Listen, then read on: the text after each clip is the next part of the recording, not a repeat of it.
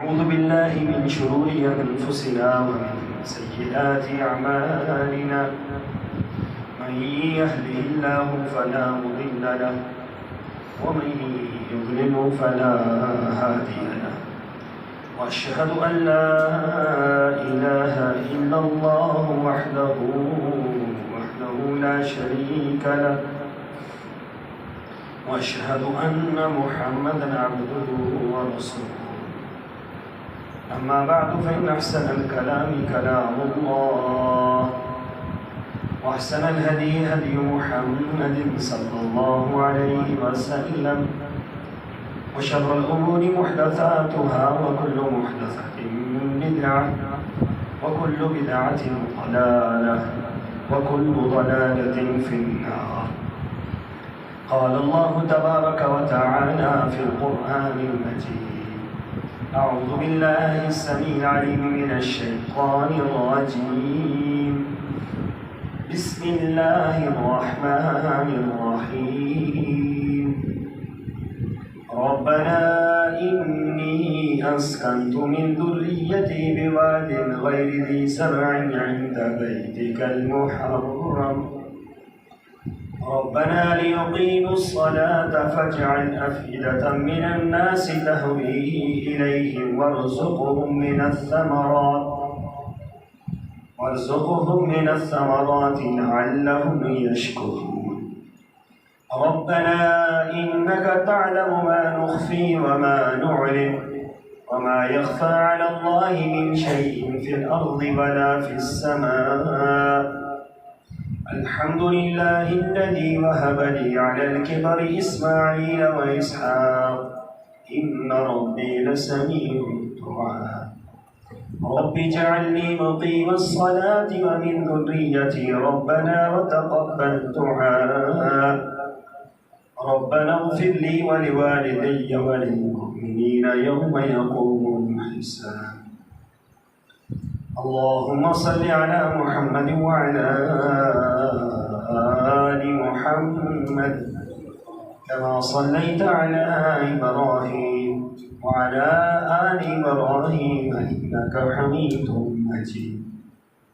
اللهم بارك على محمد وعلى آل محمد كما باركت على إبراهيم وعلى آل إبراهيم إنك حميد مجيد. سبحانك لا علم لنا إلا ما علمتنا إنك أنت العليم الحكيم.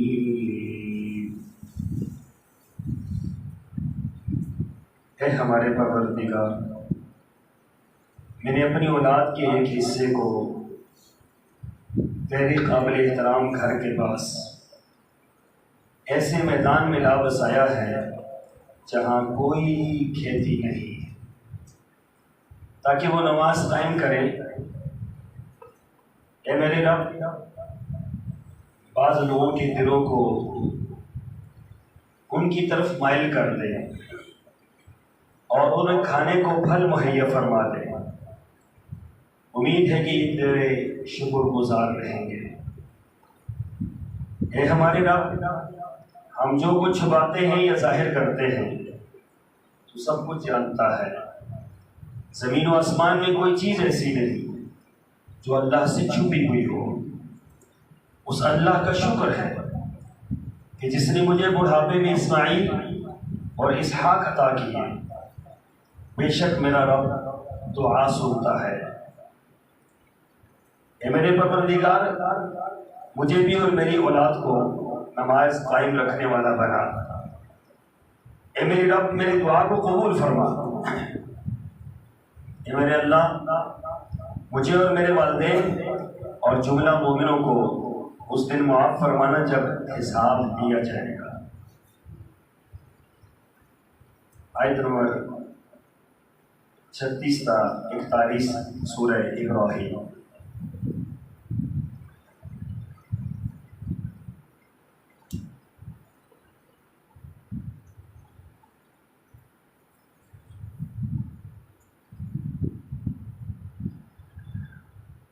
سامعین محترم،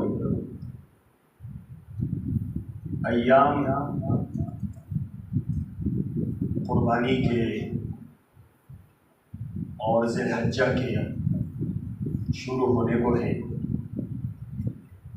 سال بھر میں جو قیمتی ترین عشرہ ہوتا ہے ان میں سب سے قیمتی عشرہ یہی ذی الحجہ کا ہے، اور اس عشرے کی یادیں بڑی پرانی ہیں اور بہت اہم ہستی کے ساتھ اس عشرے کے معمولات وابستہ ہیں۔ آپ سماعت فرما رہے ہیں حضرت ابراہیم علیہ السلام کی زندگی کے مختلف ادوار میں وہ دعائیں جو آپ نے اپنے رب سے مانگی، اور یہ وہ عظیم دعائیں ہیں جو ہر مومن کے لیے اثاثہ ہے، جو ہر مومن نے اپنی زندگی کا مشن بنانا ہے۔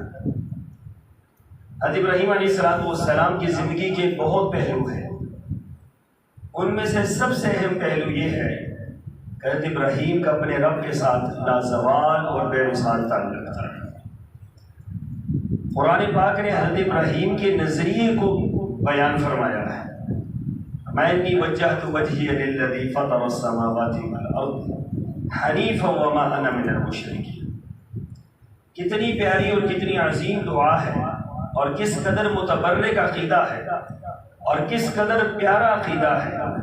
ابراہیم علیہ السلام فرما رہے انی وجہت وجہی للذی، میں اپنے چہرے کو، میں اپنے آپ کو، اپنے جسم کو، اپنے روح کو، اپنے نظریے کو، اپنی سوچ اور فکر کو اللہ رب العالمین کے سامنے پیش کرتا ہوں، اور میں اس کے علاوہ کسی اور کے سامنے پیش نہیں کرتا۔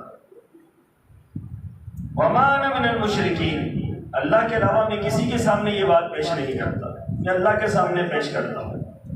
ابراہیم علیہ السلام نے دنیا والوں کو بتلایا کہ انبیاء کا مشن کیا ہوتا ہے، انبیاء کا عقیدہ کیا ہوتا ہے، انبیاء کا نظریہ کیا ہوتا ہے۔ ہم تو لوگوں کے نظریات کو تلاش کرتے ہیں نا کہ فلاں جو میرا محبوب ہے اس کا کیا عقیدہ ہے۔ میں کسی کو اپنا لیڈر بناتا ہوں اور اس لیڈر کو پھر میں ڈھونڈتا ہوں اس کا عقیدہ کیا ہے۔ ہمیں دنیا کے اندر اللہ تعالیٰ نے قرآن پاک کے اندر جن لوگوں کو ماننے کا حکم دیا، جن لوگوں کی اتباع کا حکم دیا، اطاعت کا حکم دیا، وہ آج کل کے کوئی مذہبی سکالر، کوئی بڑا کوئی چھوٹا، کوئی ڈاکٹر، کوئی پی ایچ ڈی، کوئی عالم، کوئی مفتی، کوئی فاضل، وہ نہیں ہے۔ ہمارے لیے جو رہنمائی جن لوگوں سے ہم نے حاصل کرنی ہے، اور جو طبقہ کائنات کا بہترین طبقہ تھا، جن کے نظریات سب سے خوبصورت تھے، جن کی دعائیں سب سے اعلیٰ تھیں، جن کے عقیدے سب سے پائیدار تھے، جن کی اللہ سے محبت سب سے بہترین تھی، وہ انبیاء علیہ السلام ہیں۔ اگر آپ نے اطاعت کرنی ہے، اتباع کرنی ہے، تو انبیاء کی کریں۔ غلطی کا امکان تو ہر انسان کے معاملے میں موجود ہے، لیکن نبی اس سے پاک ہوتا ہے، نبی اس سے مبرہ اور منزہ ہوتا ہے۔ نبی اللہ کی تائید میں، اللہ کی نصرت میں چلتا ہے، اس لیے نبی کے غلطی کا امکان نہیں ہوتا۔ جہاں غلطی کا امکان نہ ہو اس کے پیچھے چلا جائے، جہاں لمحے لمحے پر غلطی ہو، میں تو یہاں کھڑے سے غلطی کر سکتا ہوں، مجھ سے بڑا وہ غلطی کر سکتا ہے، اس سے بڑا غلطی کر سکتا ہے۔ تو غلطیاں جہاں پر ہونے کا امکان ہی نہیں ہے، وہ کون ہے؟ وہ انبیاء علیہ السلام ہے۔ اس لیے آپ نے رہبر بنانا ہے، رہنما بنانا ہے، جن کو آپ نے اپنے عقیدہ جن کے مطابق کرنا ہے، وہ صرف انبیاء ہے، اس سے بعد کوئی بندہ نہیں، اس کے بعد کوئی ہستی نہیں۔ اس لیے اپنے آپ کو جب ہم یہ بات کہتے ہیں کہ ہم کون ہیں، ہم ملت ابراہیمی پر چلنے والے ہیں، ہم ملت ابراہیمی کے پیروکار ہیں، ابراہیم علیہ السلام کے ماننے والے ہیں۔ کیا مطلب شخصیت کو مانتے ہیں؟ نہیں، ابراہیم علیہ السلام کی شخصیت کو بھی مانتے ہیں، ابراہیم علیہ السلام کے نظریے کو بھی مانتے ہیں، ابراہیم علیہ السلام کے عقیدے کو بھی مانتے ہیں، ابراہیم علیہ السلام کے ہر عمل کو مانتے ہیں۔ آپ دیکھیں نا، اب ذی الحجہ شروع ہوگا تو آپ قربانی ڈھونڈیں گے۔ قربانی یہ ڈھونڈنا اور قربانی کرنا، مال کو پیش کرنا قربانی کے لیے، اور اس کے لیے محنت کرنی قربانی کے لیے، یہ کیوں آپ کر رہے ہیں؟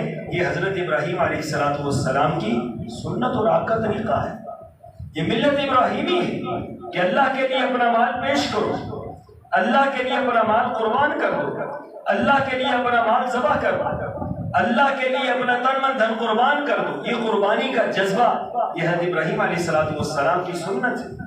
اس لیے فرمایا کہ جس طرح ابراہیم اپنے بیٹے کی قربانی دیتے ہوئے خوشی کے ساتھ بیٹے کی قربانی دے رہے تھے, ان پر غم کا پہاڑ بھی ٹوٹا ہوا تھا کیونکہ اللہ کے حکم کو پورا کر رہے تھے.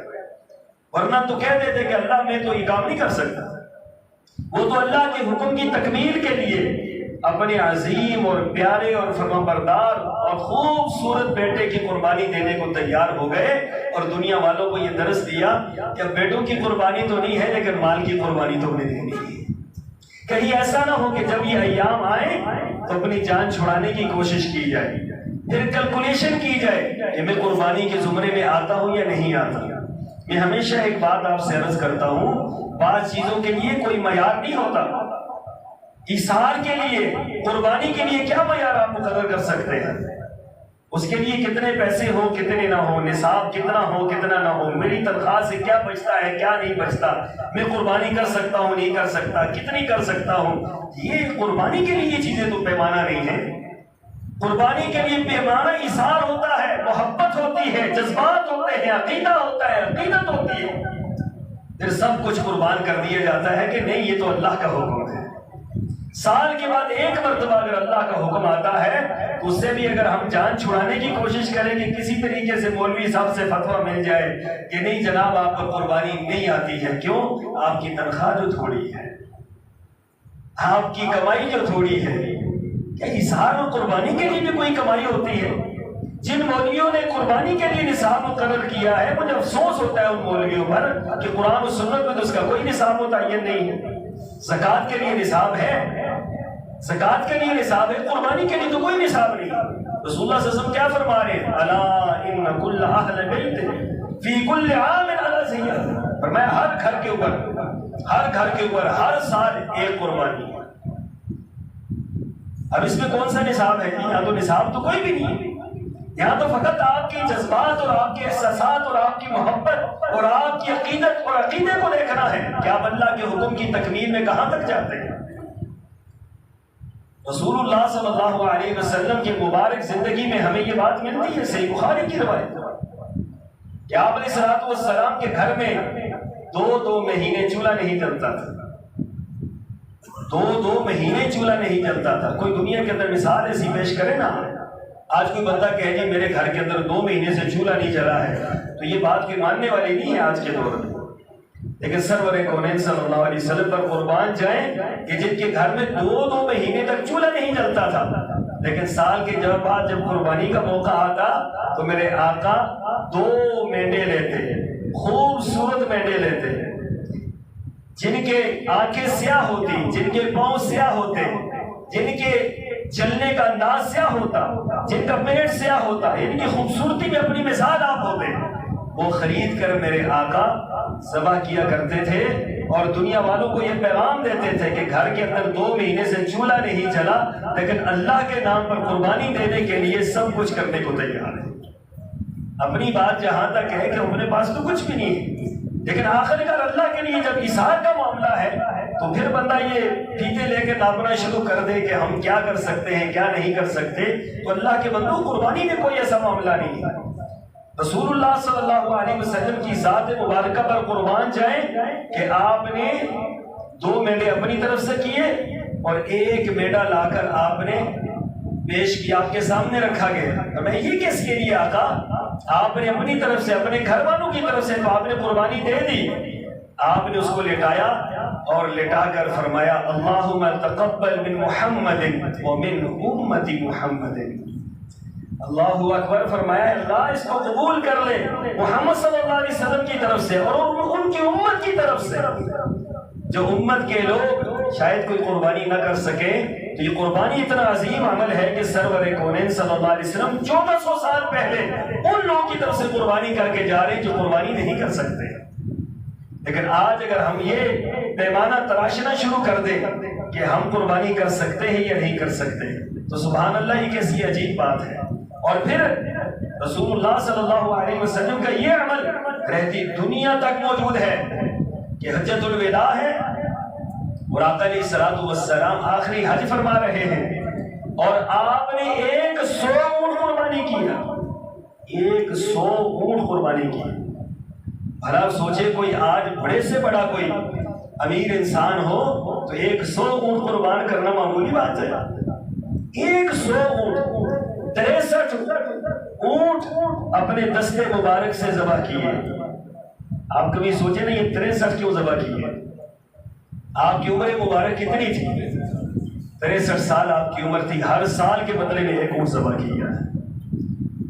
قربانی دینے والے یہ نہیں دیکھتے اللہ نے آپ کو کیا کچھ دیا ہے. میری بات سنیے، یہ آپ کی ایک آنکھ قیمتی ہے یا ایک بکرا قیمتی ہے؟ لگا دو یار کسی چیز کے ساتھ، جسم کی کسی عضو کے ساتھ آپ لگا لیں، سودا کر لیں. اللہ نے کیا کچھ دیا ہوا ہے. أَلَمْ نَجْعَلْ لَهُ عَيْنَيْنِ وَلِسَانًا وَشَفَتَيْنِ وَهَدَيْنَاهُ النَّجْدَيْنِ. اتنا کچھ دیا ہوا ہے، مال بھی ہے، جسم بھی ہے، خوبصورتی بھی ہے، سب کچھ ہے. اللہ دل بھی عطا کر دے، اللہ دل بھی عطا کر دے کہ ہم یہاں پر ساری چیزیں چھوڑ دیں کہ نہیں. رسول اللہ صلی اللہ علیہ وسلم نے 63 اونٹ اپنے دستے مبارک سے ذبح کیے اور اس کے بعد حضرت علی کو بلایا کہ علی اس کے بعد باقی جو رہ گئے آپ نے ذبح کرنے. 100 اونٹ ذبح کر کے امت کو یہ پیغام دیا ہے کہ یہ ملت ابراہیمی ہے اور ابراہیم علیہ السلام کی قربانیاں ہیں، کہیں اس میں پیچھے نہ رہ جانا. اسی لیے صحابہ کرام نے پوری زندگی قربانیاں کی. رسول اللہ صلی اللہ علیہ وسلم 10 سال تک مدینہ طیبہ کے اندر قربانی کرتے رہے.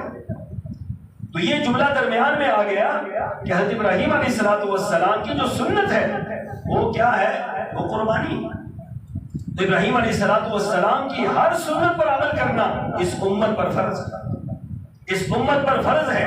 ہم مکہ مکرمہ میں جاتے ہیں، وہاں جا کر ہم پتھر مارتے ہیں، وہاں جمرات کو پتھر مارتے ہیں اور سب سے زیادہ لوگ وہیں پر پریشان ہوتے ہیں جمرات پر کنکریاں مارتے ہوئے. حالانکہ کنکریاں مارنی ہے تو یہ کوئی مسئلہ نہیں ہے، لیکن بہت بڑا مسئلہ ہے. کیوں؟ کہ حضرت ابراہیم علیہ السلام کا طریقہ ہے. صفا اور مروہ کے درمیان بھاگتے ہیں. یہ کیا ہے صفا اور مروہ؟ یہ اللہ کی نشانیاں ہیں. لیکن کون بھاگا تھا؟ حضرت ابراہیم علیہ السلام کی زوجہ محترمہ بھاگی تھی. وہ بھاگی تھی. اللہ نے قیامت تک یہ جاری کر دیا کہ قیامت تک یہ سنت جاری رہے گی. آب زمزم کیا ہے؟ پانی ہے. دنیا کے اندر بہت پانی ہوں گے اور دنیا کے اندر بہت اچھے پانی ہوں گے، لیکن آب زمزم کا کوئی مقابلہ نہیں ہے. کیوں؟ کہ یہ کہاں سے نکلا ہے؟ یہ حضرت اسماعیل کی ایڑی رگڑنے سے نکلا ہے اور حضرت ابراہیم کی یادوں میں سے ایک یاد ہے. بیت اللہ کا طواف کرتے ہیں. کیوں کرتے ہیں؟ اس لیے کہ حضرت ابراہیم علیہ السلام نے کیا ہے.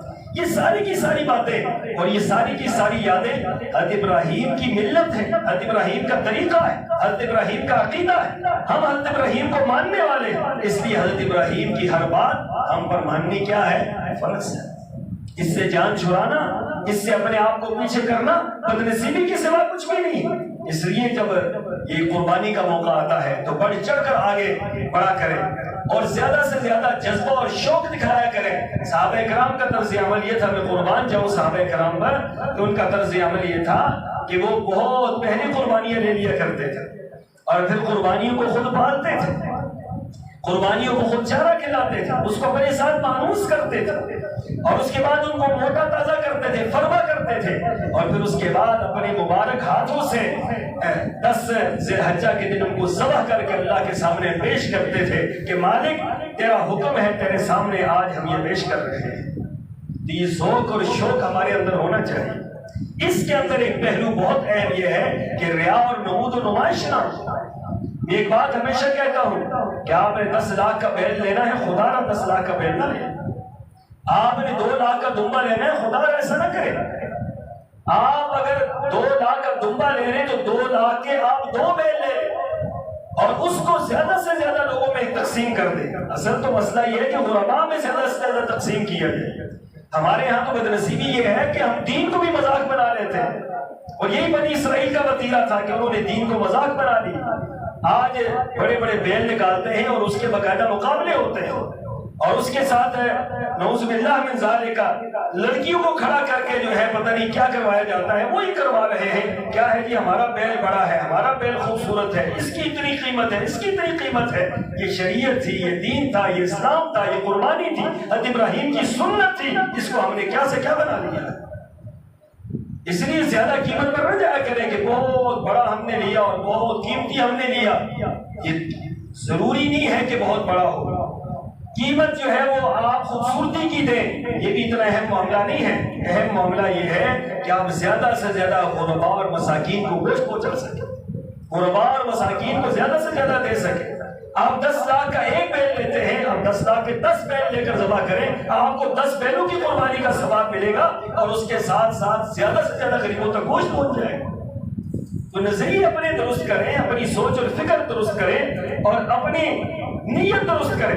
اگر نیت، یاد رکھیں، نیت ایسی چیز ہے جو عمل سے پہلے ہے، عمل بعد میں ہے، نیت پہلے ہے. اگر نیت خراب ہے تو جتنے مرضی ہیں قربانیاں کر لیں، اللہ تعالیٰ کے حج کی کوئی حیثیت نہیں ہو.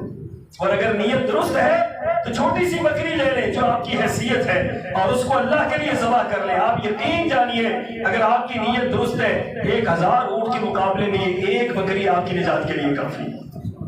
اللہ نیت کو دیکھتا ہے. اللہ یہ نہیں دیکھتا کہ یہ کر کیا رہا، اللہ یہ دیکھتا ہے کہ یہ کس نیت کے ساتھ کر رہا ہے. اللہ نے یہ نہیں دیکھنا کتنا بڑا کر رہا ہے، اللہ نے یہ دیکھنا ہے کہ کس نیت کے ساتھ کر رہا ہے. میں نے پچھلے جمعے میں عرض کیا تھا کہ صحابہ کرام میں جب یہ معاملہ ہوا کہ غزوہ تبوک میں خرچ کرو تو کچھ تو ایسے بھی تھے جنہوں نے 700 اللہ کے راستے میں دیے، 1000 درہم دیے، 70,000 دینار دیے، 70,000 درہم دیے، 1000 دینار دیے. حضرت عمر نے گھر کا آدھا مال دیا، بکر صدیق نے گھر کا پورا مال دیا. اور ایک میرے جیسا مسکین آیا تو اس نے کھجوریں ہاتھ میں رکھ کر، اس نے کھجوریں صرف اتنی سی کھجوریں تھی، اتنی سی کھجوروں سے بھلا تبوک فتح ہونا تھا. لیکن سرور کونین صلی اللہ علیہ وسلم پر قربان جائیں کہ آپ نے وہ کھجوریں لی، اپنے ہاتھ میں لی اور اپنے ہاتھ میں لے کر پورے ڈھیر پر بکھیر دی. اور آپ نے فرمایا جتنا ثواب اس پورے ڈھیر والوں کو ملے گا اتنا اکیلے اس صحابی کو ملے گا. اللہ یہ جذبہ دیکھ رہا تھا کہ جس نے پوری رات ایک یہودی کے کنویں سے پانی کھینچتا رہا اور صبح کے ٹائم اس کو اتنی کھجوریں ملی کہ سرور کونین کی خدمت میں لا کر پیش کر دی. اللہ کے بندو اخلاص، اللہ اخلاص دیکھتا ہے. اسی لیے فرمایا میرے صحابہ کا مقابلہ نہ کیا کرو، میرے صحابہ کے معاملے میں اپنے آپ کو جو ہے وہ صاف رکھو، میرے صحابہ کے متعلق گفتگو نہ کرو، میرے صحابہ کے متعلق غلط باتیں نہ کرو. کیوں؟ میرے صحابہ میں اگر کسی نے گٹلی کے برابر سونا خرچ کیا ہے اور تم وہ پہاڑ کے برابر سونا خرچ کرو پھر بھی میرے صحابہ کے جذبے کو نہیں پہنچ سکتے، ان کے جذبے کو نہیں پہنچ سکتے. ان کا احساس زیادہ تھا، ان کا اخلاص زیادہ، ان کی محبت زیادہ تھا، ان کا اللہ کے ساتھ تعلق زیادہ، ان کا رسول اللہ سے محبت زیادہ. ان کے مقابلے میں ہمارا معاملہ بہت کمزور ہے، بہت کمزور ہے، بہت کمزور ہے. اس لیے یاد رکھیں اپنے نظریے کو درست کر لیں، سوچ اور فکر کو درست کر لیں. یہ قربانی دیتے ہوئے حضرت ابراہیم علیہ السلام کا جو نظریہ تھا وہ اللہ کی رضا تھی، اللہ کا قرب تھا، وہ اللہ تعالیٰ کے حکم کی تکمیل تھی. یہی کچھ ہونا چاہیے. اگر یہ ہوگا کہ لوگ کہیں کہ کتنا اچھا بکرا آیا ہے، کتنا پیارا دمبا آیا ہے، کتنا بڑا بھیڑ آیا ہے، اور اس کو گلے میں اس کے مختلف قسم کے چھنچھنے ڈال کر اور اس کے پاؤں میں پازیب ڈال کر اور پورے محلے میں ہم اس کو پھیریں گے اور رقص کروائیں گے اس کا، یہ کہاں جاتی ہے یہ بات؟ اللہ کے بندو یہ عبادت ہے، عبادت خفیہ ہوتی ہے، عبادت ظاہرا نہیں ہوتی. عبادت جو ہے وہ اللہ تعالیٰ کے سامنے پیش کی جاتی ہے، لوگوں کو نہیں دکھلائی جاتی. ہم عبادت اللہ کے لیے کر رہے ہیں، دکھلا لوگوں کو رہے ہیں. فرمایا من رعا فقد اشرک، جس نے کوئی کام ایسا کیا کہ جو ریاکاری پر مبنی تھا اسے شرک کیا. جس نے کام لوگوں کے لیے کیا اجر اللہ سے مانگتا ہے، کیسے ہو سکتا ہے اجر اللہ دے؟ جن کے لیے کیا ہے وہی اجر دیں گے. وہ کیا اجر دیں گے؟ 2 لفظی بات کہہ دیں گے بڑا اچھا محل تھا، بات تو ختم ہو، اس کے بعد تو کچھ بھی نہیں. رسول اللہ صلی اللہ علیہ وسلم نے فرمایا کہ لوگ جو کہتے ہیں وہی بات ہوتی ہے، اس کے بعد اللہ کے ہاں کچھ نہیں ہوتا اس کے لیے. تو حضرت ابراہیم علیہ السلام کی مبارک دعاؤں میں سے ایک دعا جو آپ نے مانگی وہ یہ تھی کہ ربنا انی اسکنت من ذریتی بواد غیر ذی زرع عند بیتک المحرم، اے اللہ تیرے اس پاکیزہ گھر کے پاس میں نے اور وادی غیر ذی زرع میں اپنی اولاد کو لا کر چھوڑ دیا ہے. صحیح بخاری کی روایت ہے کہ حکم یہ تھا، اللہ کا اپنے پیاروں کے ساتھ بڑا عجیب معاملہ ہوتا ہے. حکم یہ تھا کہ ابراہیم جا کر وہاں پر اپنے گھر والوں کو چھوڑنا ہے، ان سے بات بھی نہیں کرنی، پلٹ کے دیکھنا بھی نہیں. کیسا عجیب معاملہ ہے، اللہ اپنے بندوں کو کیسے آزماتا ہے۔ پتا تھا یہ میرا ہے، پتا تھا میرا پیارا ہے، پتا تھا وفادار ہے، سب کچھ تھا، پھر بھی امتحان لیا۔ قدم قدم پر میرا رب امتحان لیتا ہے، قدم قدم پر میرا رب آزماتا ہے۔ اسے جنت جو دینی ہے، جنت اتنی سستی ہے کہ چلتے چلتے مل جائے گی۔ افحسبتم ان تدخلوا الجنہ ولما یاتکم مثل الذین خلوا من قبلکم مستهم البأساء والضراء وزلزلوا حتى يقول الرسول والذين آمنوا معه متى نصر الله الا ان نصر الله قریب۔ جنت میں جانا اتنا آسان نہیں، جنت حاصل کرنا اتنا آسان نہیں، قربانیاں دینی پڑتی، اللہ کے لیے سب کچھ قربان کرنا پڑتا ہے۔ فرمایا اللہ تیرا حکم ہے، سمعنا وأطعنا، اللہ سنا اطاعت کی، بیوی کو لے کر چل دی، چھوڑ کر واپس آئے، وادی ہے، نہ بندہ نہ پتھر نہ انسان نہ پانی نہ کھانے پینے کو کچھ بھی نہیں ہے، ارد گرد آبادی بھی کوئی نہیں ہے۔ پوچھ رہے ہیں سرتاج جی کہاں چھوڑ کے جا رہے ہیں؟ خاموش۔ بچہ آپ کا ہے، اس کو کہاں چھوڑ کے جا رہے ہیں؟ خاموش۔ اور ہوا کیا ہے؟ آپ کو ہم سے ناراضگی ہوگی؟ خاموش۔ بولنے کا آرڈر نہیں ہے۔ واپس چھوڑ کر پلٹ گئے، واپس پلٹے، بیوی پیچھے چلتی ہے، تھوڑا سا تیز چلنے لگے، بیوی تیز چلنے لگی، تھوڑا سا دوڑنے لگے۔ اب بیوی سمجھ گئی کہ یہ تو معاملہ بڑا عجیب ہے کہ بولتے بھی نہیں ہیں، بات بھی نہیں کرتے، چھوڑ کے بھی جا رہے ہیں، تو ساتھ جاتے جاتے ہوئے صرف اتنا جملہ کہہ دیا کہ بتلائیے اب حوالے کس کے کر کے جا رہے ہیں؟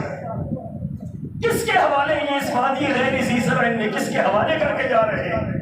اللہ کے بندو یہ عقیدہ ہے، یہ نظریہ ہے ابراہیم علیہ السلام کا۔ کاش یہ ہمارا بن جائے، کاش یہ ہمارا بن جائے، کاش یہ ہمارا بن جائے، ہمارے سارے مسئلے حل ہو جائیں۔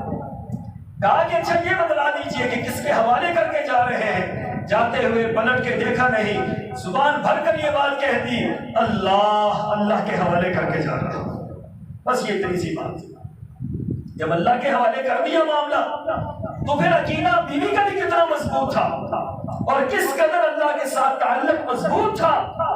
پھر کہتی ہے اگر اللہ کے حوالے کر دیا ہے آپ نے، لن یضیعنا اللہ ابدا، پھر شوق سے جائیے، اللہ تعالیٰ ہمیں کبھی ضائع نہیں کرے گا۔ جو اللہ کے حوالے کر دیا اللہ نے ضائع کیا، اللہ نے ختم کر دیا، اللہ نے رہتی دنیا تک اماں جی کے اس عمل کو قبول کر لیا، اور رہتی دنیا تک ساری دنیا کے لوگ، چاہے بادشاہ ہے چاہے فقیر ہے، اماں جی کے اس عمل کو جاری کیے ہوئے ہیں۔ یہ میرے رب دیکھتا ہے، قربانیاں دیکھتا ہے کہ کس انداز سے قربانیاں دی۔ جب یہ نکل گئے تو پھر حضرت ابراہیم علیہ السلام نے دعا فرمائی، ربنا لتقیم الصلاۃ۔ لوگوں یہ دیکھو نماز کتنی اہم بات ہے، اے اللہ ان کو نماز قائم کرنے والا بنا دے۔ جو میری اولاد ہے یہ فکر ہونی چاہیے کہ میرے جانے کے بعد میری اولاد نماز پڑھے گی نہیں پڑھے گی۔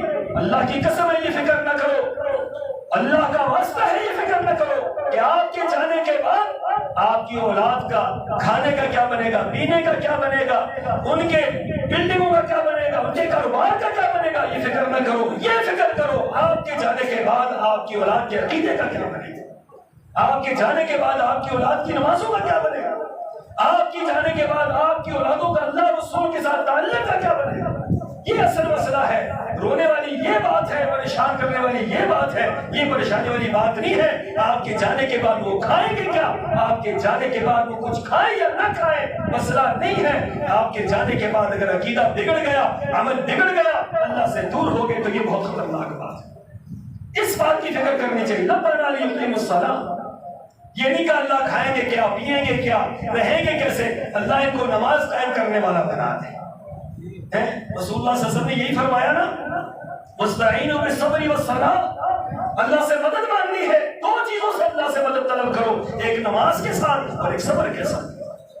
دو چیزیں اللہ کی مدد کو لے کر آتی ہیں، اللہ کی مدد کی بھرمار ہوتی ہے۔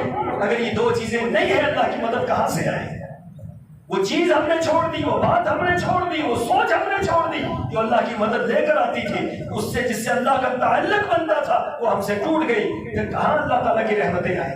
اس لیے فرمایا اللہ ان کو کیا کر، ان کو نماز پڑھنے والا بنا دے، فَجْعَلْ أَفْئِدَةً مِّنَ النَّاسِ، کہ اللہ ان کی طرف لوگوں کا رخ مائل کر دے، لوگ اس طرف مائل ہو جائے۔ حضرت عبداللہ بن عباس فرماتے ہیں اگر حضرت ابراہیم یہ دعا کرتے اللہ ساری دنیا کا رخ اس طرف کر دے تو دنیا کا ہر بندہ اس طرف چلا جاتا. دعا کیا کی؟ کچھ لوگوں کا رخ اس طرف کر دے.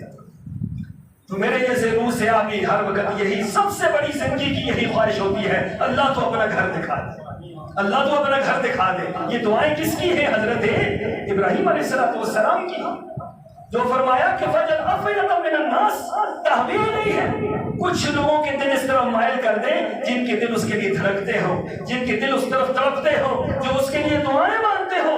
تو ایسے دل موجود ہیں جو اس کے لیے تڑپتے ہیں. اللہ مجھے اور آپ کو اس میں شامل فرما دے. اور پھر یہ فرمایا وارزقھم من الثمرات، اے اللہ یہاں کے رہنے والے، یہاں پھل نہیں ہے، یہاں کھیتی باڑی نہیں ہے، یہاں کوئی چیز بھی نہیں ہے، کوئی درخت نہیں ہے، لیکن اللہ ان رہنے والوں کو پھلوں میں سے رزق عطا فرما دے. کیسی عظیم دعا تھی. آج بھی وہاں پر کوئی پھل، ایک پھل وہاں سے نہیں نکلتا، لیکن دنیا کا ہر پھل وہاں پر موجود ہوتا ہے. آپ چلے جائیں، اللہ آپ کو لے کر جائے. میں نے آزمائی یہ بات، جو چیزیں یہاں پر سال کے بعد ایک مرتبہ ملتی ہے، حرم پاک میں آپ جائیں آپ کو ہر چیز ہر وقت ملے. یہ دعائیں کس کی ہیں؟ حضرت دنیا بھی اللہ نے عطا کر دی ہے. پہلے دین مانگا پھر دنیا مانگی کہ اللہ ان کو پھلوں سے رزق عطا کر، لعلہم یشکرون، تاکہ یہ تیرے شکر گزار بندے بنے. کتنی عظیم دعائیں اور کتنی عظیم باتیں حضرت ابراہیم علیہ السلام کی ہیں. اللہ پہلے مجھے اور پھر ہم سب کو عمل پیرا ہونے کی توفیق عطا فرمائے. وآخر دعوانا الحمدللہ.